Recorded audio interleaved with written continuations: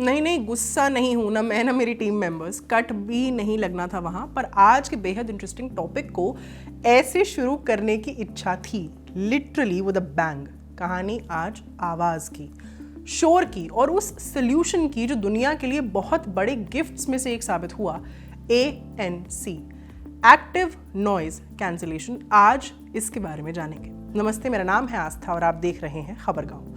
सबसे पहले जो वीडियो के शुरू में मैंने हरकत की और अपनी टीम मेंबर्स से भी करवाई, उससे जुड़ी साइंस को आसान भाषा में समझ लेते हैं। हाँ, तो अभी जब मैंने और टीम मेंबर्स ने मेज पर हाथ मारा तो आवाज आई। कैसे? टेबल और मेरे हाथ के टकराने से वाइब्रेशन ने आसपास के एयर पार्टिकल्स को भी वाइब्रेट किया, कंपन पैदा की। वही कंपन आपके कानों तक साउंड वेव्स माने ध्वनि तरंगों के रूप में पहुंची और इस आवाज को हम ध्वनि माने साउंड कहेंगे या शोर मतलब नॉइज कहेंगे, ये इस बात पर डिपेंड करेगा कि दिमाग ने इसको कैसे इंटरप्रेट किया। मसलन कोई भी सुनाई देने वाली चीज, प्लेजेंट हो या अनप्लेजेंट, उसको साउंड कहा जाता है। वहीं ऐसी साउंड जो असुविधाजनक, अनियमित या अवांछित माने अनप्लेजेंट, इरेगुलर या अनवांटेड हो, उसको शोर कहते हैं माने नॉइज। अब साइंटिफिकली देखा जाए तो ने ध्वनि पैदा की, लेकिन क्योंकि टेबल को अचानक पड़े इस थप्पड़ की आवाज इरेगुलर, कर्कश और म्यूजिकल नहीं थी, इसीलिए इसे शोर भी कहा जा सकता है। और शोर पर इतना सारा बिल्डअप यूं ही नहीं दिया। हमारी आज की स्टोरी का स्टार है शोर।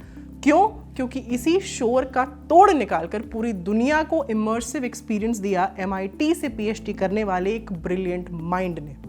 नाम था डॉक्टर अमर गोपाल बोस। ये उन्हीं की कहानी है।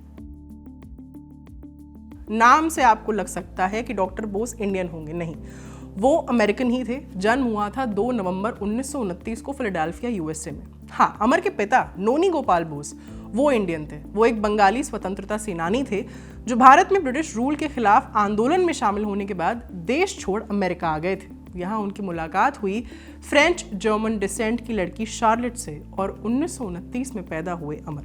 बोस परिवार अमीर नहीं था, बल्कि 1920 के दशक के अंत में शुरू हुई महामंदी माने ग्रेट डिप्रेशन के समय बोस परिवार को हमेशा आर्थिक कठिनाइयों का सामना करना पड़ा। पर जीनियस आर्थिक संपन्नता पर निर्भर नहीं होती और खूबसूरत बात यह कि वो उम्र की मोहताज भी नहीं होती। उसकी झलक उम्र के किसी भी पड़ाव में देखी जाती है। यहाँ भी ऐसा था। अमर एक इंटेलिजेंट लड़का था। बचपन में वो अक्सर पड़ोसियों के रेडियो ठीक करके कुछ पैसे कमाया करता। जो काम शौक के तौर पर शुरू हुआ, वही अमर के लिए साउंड, ध्वनि की दुनिया से पहला परिचय बन गया। साउंड कैसे ट्रैवल करती है, रेडियो में संगीत कैसे पहुंचता है और क्यों कभी कभी आवाज सही नहीं लगती, ये सब सवाल अमर के दिमाग में कौंधते थे। उस वक्त किसी ने नहीं सोचा था कि साउंड से जुड़ा ये शुरुआती अनुभव, उससे जुड़े सवाल और इंटरेस्ट आगे चलकर अमर के जीवन की दिशा तय करने वाले थे। पढ़ाई में अव्वल होने, अपने तेज दिमाग और मेहनत की वजह से बोस को दुनिया के सबसे मशहूर इंजीनियरिंग कॉलेजेस में से एक Massachusetts institute of technology MIT में जगह मिली। वहाँ उन्होंने इलेक्ट्रिकल इंजीनियरिंग चुनी और उसमें शानदार परफॉर्म भी किया। आगे चलकर उन्होंने MIT से ही अपनी डॉक्टरेट PhD की उपाधि हासिल की। लेकिन असली मोड़ तब आया जब 1950 के दशक में उन्होंने एक हाई-फाई स्टीरियो सिस्टम खरीदा। उन्हें उम्मीद थी कि आवाज़ बेहतरीन होगी, लेकिन नतीजा बिल्कुल उल्टा निकला। म्यूजिक में जान ही नहीं थी। वो किसी कॉन्सर्ट हॉल जैसा अनुभव बिल्कुल नहीं देता था। कानों में पड़ने वाली आवाज़ बहुत सपाट और नीरस लग रही थी। It sounded too clinical and flat. अब कोई भी कंज्यूमर ऐसा प्रोडक्ट खरीद कर लाने के बाद ऐसा प्लेन फ्लैट म्यूजिक सुनकर डिसअपॉइंट ही होना जायज़ भी है, या तो दुकानदार के पास जाकर प्रोडक्ट लौटाकर पैसे वापस मांगता। लेकिन बोस ने ऐसा कुछ नहीं किया। इनफैक्ट उन्होंने इस फ्लैट लाइफलेस म्यूजिक के लिसनिंग एक्सपीरियंस में जान डालने की ठानी। एंटरप्रेन्योरशिप के दौर में प्रॉब्लम सॉल्यूशन हम कितना ज़्यादा सुनते हैं, ये उसी कैटेगरी का शुरुआती और परफेक्ट एग्जाम्पल था। प्रॉब्लम सामने थी, सॉल्यूशन खोजना था। संगीत सुनने का ये कुछ सेकंड्स का बुरा एक्सपीरियंस अमर बोस की लाइफ का मिशन बन गया। मिशन क्या था? रिकॉर्ड किए गए संगीत को उतना ही असली, लाइवली और इंजॉयबल बनाना जैसे वो लाइव परफॉर्मेंस के समय होता है। 1964 में अमर बोस ने बोस कॉरपोरेशन की स्थापना की और इसके लिए एक अनोखी सोच अपनाई। सिर्फ तिमाही माने क्वार्टरली मुनाफे के पीछे भागने की बजाय लॉन्ग टर्म रिसर्च, इनोवेशन और बेटर साउंड क्वालिटी पर ध्यान देना। उस समय ज्यादातर कंपनियां अपने स्पीकर्स को लाउड या फ्लैशी दिखाने के कंपटीशन में लगी थी, लेकिन बोस ने बिल्कुल अलग सोच रखी। उन्होंने रियलाइज किया कि ट्रेडिशनल स्पीकर्स केवल आवाज को आगे प्रोजेक्ट करते हैं। इसका मतलब है कि पुराने या सामान्य स्पीकर्स ऐसे डिजाइन किए जाते थे कि उनकी आवाज बस एक ही दिशा में जाती थी, यानी सामने बैठा व्यक्ति ही ज्यादा साफ आवाज सुनता था। अगर आप स्पीकर के बगल या पीछे बैठ जाएं, तो आवाज उतनी साफ और तेज नहीं सुनाई देती थी। इसे ऐसे समझिए जैसे कोई टॉर्च हो। जब टॉर्च की रोशनी सिर्फ सामने की ओर जाती है, कमरे के बाकी हिस्से अंधेरे में रह जाते हैं। उसी तरह ट्रेडिशनल स्पीकर्स की आवाज भी सिर्फ सामने की ओर जाती थी, चारों तरफ बराबर नहीं फैलती थी। लेकिन असली जिंदगी में, जैसे किसी कॉन्सर्ट वगैरह में, संगीत सिर्फ एक दिशा में नहीं जाता। ये दीवारों, छत और बाकी सर्फेसेस से टकरा कर फैलता है और इमर्सिव एक्सपीरियंस क्रिएट करता है। इमर्सिव एक्सपीरियंस को यूं समझ लीजिए कि आप उसमें, इस केस में म्यूजिक में, पूरी तरह डूब गए हों। यही एक्सपीरियंस लिसनर्स के लिए दोहराया जाए, इसीलिए अमर बोस ने रिफ्लेक्टिव साउंड का कॉन्सेप्ट पेश किया। रिफ्लेक्टिव साउंड का मतलब है वापस टकरा कर आने वाली आवाज। जब स्पीकर से आवाज निकलती है तो वो सीधे हमारे कान तक जाती है, लेकिन कुछ आवाज दीवार, छत या फर्श से टकरा कर वापस आती है। इस टकराने वाली आवाज को ही रिफ्लेक्टिव साउंड कहते हैं। साइको अकूस्टिक्स एक स्टडी है जो ये समझाने की कोशिश करता है कि इंसान आवाज को कैसे महसूस करता है। ये सिर्फ आवाज की फिजिकल साउंड या साउंड लेवल नहीं देखता, बल्कि ये भी बताता है कि हमारा दिमाग आवाज को कैसे सुनता, समझता और एक्सपीरियंस करता है। उदाहरण के लिए, दो आवाजों का माप एक ही हो सकता है, लेकिन एक हमें ज्यादा तेज या साफ लग सकती है सिर्फ इसीलिए कि हमारा दिमाग उसे अलग तरीके से प्रोसेस करता है। सरल शब्दों में ये साइंस है कि हम आवाज कैसे सुनते हैं और उसे कैसे एंजॉय करते हैं। डॉक्टर अमर गोपाल बोस ने साइको अकूस्टिक्स का इस्तेमाल बहुत ही समझदारी से किया। उन्होंने रियलाइज किया कि लोग सिर्फ आवाज को एज रॉ साउंड वेव्स नहीं सुनते, वो संगीत में डायरेक्शन, जगह, डेप्थ और यहां तक कि प्रेजेंस भी महसूस करते हैं। ट्रेडिशनल स्पीकर्स सिर्फ आवाज को सीधे आगे फेंकते हैं, लेकिन बोस ने सोचा कि क्या हो अगर स्पीकर्स हमारे दिमाग को ये महसूस करा सकें कि आवाज हमारे चारों तरफ है, जैसे असली जिंदगी में होती है। अगर मैं छोटे स्पीकर्स को बड़ा महसूस करा सकूं, स्मार्ट तरीके से आवाज की रिफ्लेक्शन और टाइमिंग इस्तेमाल करके। इस सोच ने उन्हें रिफ्लेक्टिव स्पीकर्स और वेव गाइड टेक्नोलॉजीज बनाने के लिए प्रेरित किया। ये तकनीकें दीवारों और सतहों का इस्तेमाल करके आवाज को नेचुरल तरीके से बाउंस करती हैं, जिससे आपका दिमाग छोटे स्पीकर से भी वो आवाज महसूस कर सकता है जो फुल, रिच और लाइव लगे। बोस ने साइको अकूस्टिक्स का इस्तेमाल करके आवाज को सिर्फ ज्यादा तेज या साफ बनाने के बजाय उसे और नेचुरल, इमर्सिव और ह्यूमन फ्रेंडली बनाया। उन्होंने ऐसी टेक्निक्स डिजाइन की जो ये ध्यान में रखती हैं कि हम आवाज को कैसे सुनते हैं, सिर्फ मीटर क्या दिखाता है ये नहीं। साउंड को फुल्ली समझने का नतीजा ये हुआ कि Bose became a force to reckon with. 1968 में कंपनी ने लॉन्च की एक और brilliance, Bose 901 speaker system, doctor Bose की सबसे मशहूर खोजों में से एक। इसमें कई छोटे स्पीकर्स अलग अलग एंगल्स पर रखे गए थे ताकि आवाज कमरे में चारों तरफ घूम सके। सिर्फ एक ही ब्लास्ट साउंड देने की बजाय श्रोता महसूस करते थे कि वो एक लाइव परफॉर्मेंस के बीच में बैठे हैं। ये विचार उस वक्त रेवोल्यूशनरी था। बोस का विचार था आवाज को कमरे में नेचुरली फैलने देना, बिल्कुल कॉन्सर्ट हॉल की तरह, ताकि सुनने वाले अगेन इमर्स्ड फील करें। और इस सिंपल लेकिन गहरे बदलाव ने ऑडियो इंडस्ट्री को हमेशा के लिए बदल कर रख दिया। साल था 1978। डॉक्टर बोस एयरप्लेन में सफर कर रहे थे। चाहते तो वो पीसफुली सफर करना थे, पर एक चीज उन्हें बेइंतहा इरिटेट कर रही थी, एयरप्लेन के इंजन की तेज आवाज। हालांकि उन्हें केबिन क्रू ने हेडफोन्स दिए थे, पर वो उतने ही कारगर और बढ़िया थे जितनी एक बड़े घुप अंधेरे कमरे में जली हुई माचिस की तिल्ली होती है। Yes, they were basically useless. Engine की लगातार गूंजती आवाज से वो आराम नहीं कर पा रहे थे, और क्योंकि इट वाज डॉक्टर बोस, तो प्रॉब्लम से तंग आकर सिंपली मूव ऑन कर जाना उनकी फितरत में नहीं था।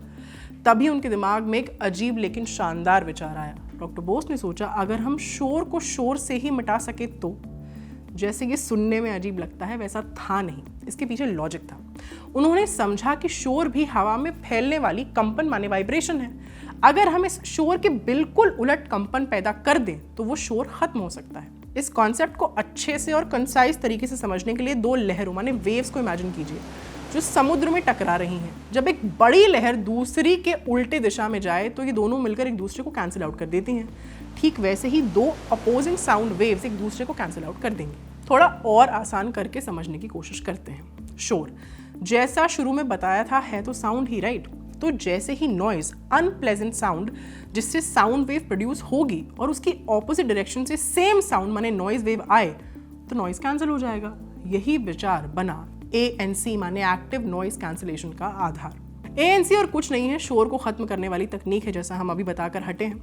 मान लीजिए आप एक कमरे में हैं और बाहर कुत्ते भौंक रहे हैं। आप ANC हेडफोन पहनते हैं, हेडफोन बाहर भौंकने की आवाज सुनता है और उल्टी साउंड आवाज ऑपोजिट साउंड वेव पैदा करता है। जब ये उल्टी आवाज मिलती है भौंकने वाली आवाज से तो भौंकना कैंसिल हो जाता है और आपको हेडफोन में सिर्फ म्यूजिक या आवाज सुनाई देती है। अब कहानी पर लौटते हैं। तो जैसा डॉक्टर बोस ने पहले भी किया था, इस बार फिर उन्होंने एक बड़ी प्रॉब्लम का सलूशन खोज निकाला और वहीं फ्लाइट में बैठे बैठे उन्होंने डिजाइन कर डाले नॉइस कैंसलिंग हेडफोन्स।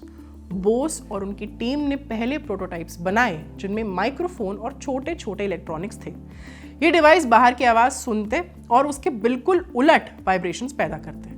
पहले नॉइस कैंसलिंग हेडफोन्स आम लोगों के लिए नहीं थे बल्कि पायलट्स और मिलिट्री के लिए बनाए गए थे ताकि तेज आवाज से उनके कान सुरक्षित रहें। लेकिन जल्दी ही बोस ने महसूस किया कि हर पैसेंजर, हर स्टूडेंट, हर कोई जो भीड़ भाड़ या शोर में है इससे फायदा उठा सकता है।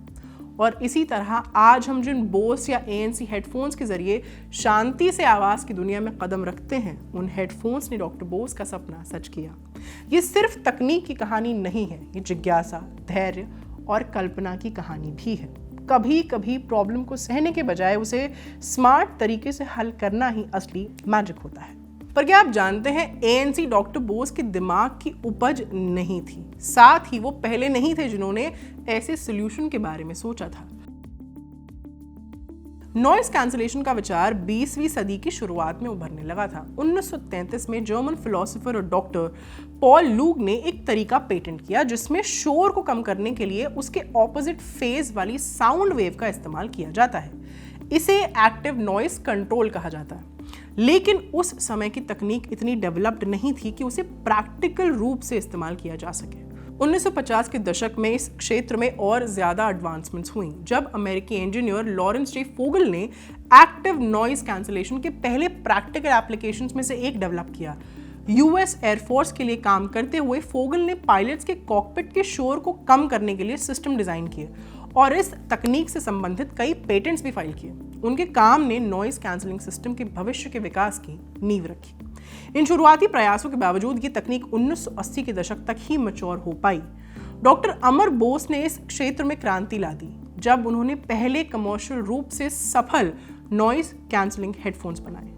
1989 में उन्होंने बोस एविएशन हेडसेट पेश किया जिसने पायलट्स के लिए आसपास के शोर को इफेक्टिवली कम किया, जिससे उनकी कम्युनिकेशन और कंफर्ट दोनों बेहतर हुए। ये सफलता नॉइस कैंसलिंग तकनीक के प्रैक्टिकल यूज में एक महत्वपूर्ण माइलस्टोन साबित हुई। डॉक्टर बोस सिर्फ नॉइस कैंसलिंग हेडफोन्स और होम ऑडियो तक ही नहीं रुके। उनकी रिसर्च से कई पायनियर टेक्नोलॉजी सामने आई, जैसे ऑटोमोटिव साउंड सिस्टम। हर कार में वही पुराने तरह के स्पीकर्स लगाने के बजाय बोस ने हर कार मॉडल के लिए स्पीकर्स की स्थिति और साउंड ट्यूनिंग को खास बनाया। इससे कार के आकार या आकार के बावजूद बेहतरीन साउंड एक्सपीरियंस मिलता था। एक और था अकूस्टिक वेव सिस्टम, छोटा लेकिन पावरफुल। ये एक छोटे डिवाइस से पूरे कमरे में आवाज भर देता था। इससे साबित हो गया कि बेहतरीन आवाज के लिए भारी भरकम डिवाइसेस की जरूरत नहीं है।